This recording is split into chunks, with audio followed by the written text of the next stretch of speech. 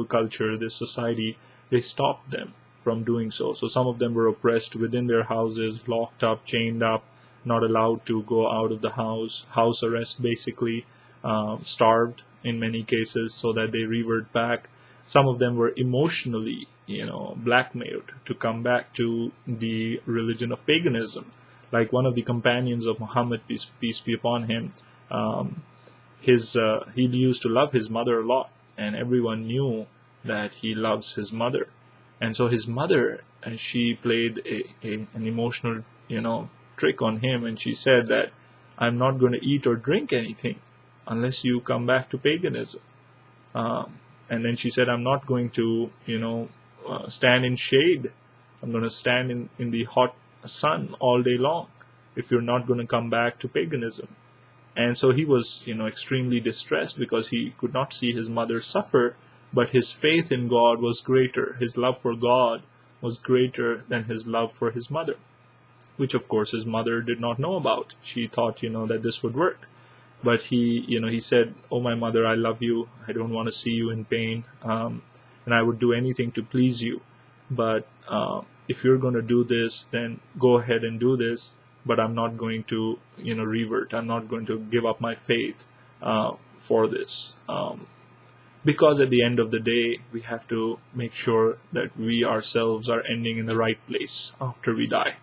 All these relationships, family, friends, the culture we live in, the societies we grow up in, these things are going to disappear.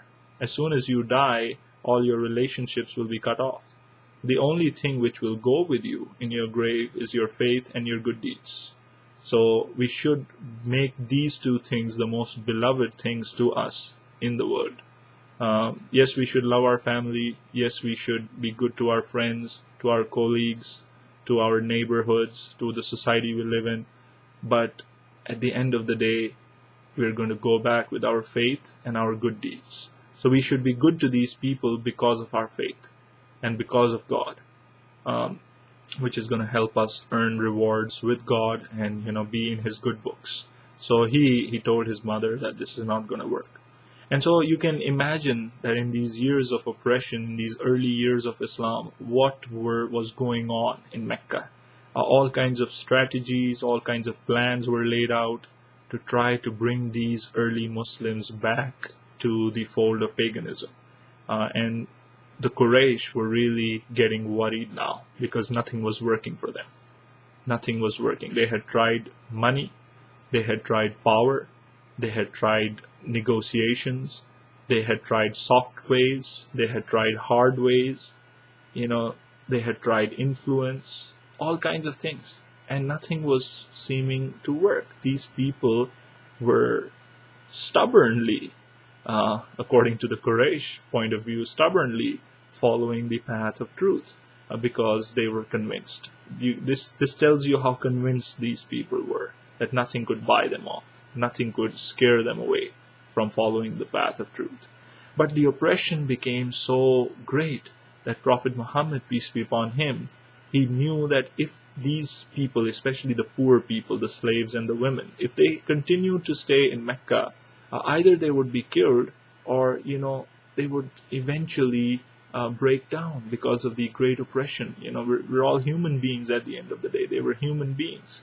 So he thought of a plan. He thought that something else needs to be done. And obviously Allah, God, was guiding him. So he told his poor companions, and he made a group, and he told this group to emigrate, to leave Mecca, and to go to the land of Abyssinia.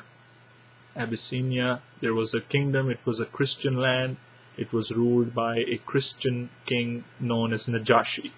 And so the Muslims, they migrated to the land of Najashi, into this Christian land in Abyssinia, because Prophet Muhammad, peace be upon him, told the Muslims that the king who rules this land is a just king, is a righteous king, is a good person, and he will, give you refuge, he will, give you protection under his law.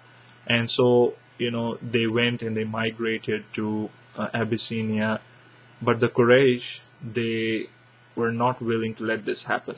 And they were not willing to let go of these oppressed, weak Muslims so easily. they knew that if the Muslims went to another city, that's not going to solve their problem, because these Muslims are going to become stronger, they're going to make allies, they're going to gain in numbers, more conversions will take place, and eventually their authority in Arabia and the other areas around Arabia would be challenged. So they actually go after these Muslims to get them back. And it's a very interesting story of what happens in the court of Najashi when the Quraysh leadership demand that the Muslims be returned, and how Najashi, he decides what is to be done, and eventually let the Muslims stay in the land. And for that story, you'll have to wait till the next episode of Islam Unplugged. In this episode, we finished talking about the oppression which the early Muslims faced, especially the slaves, the youngsters, the women.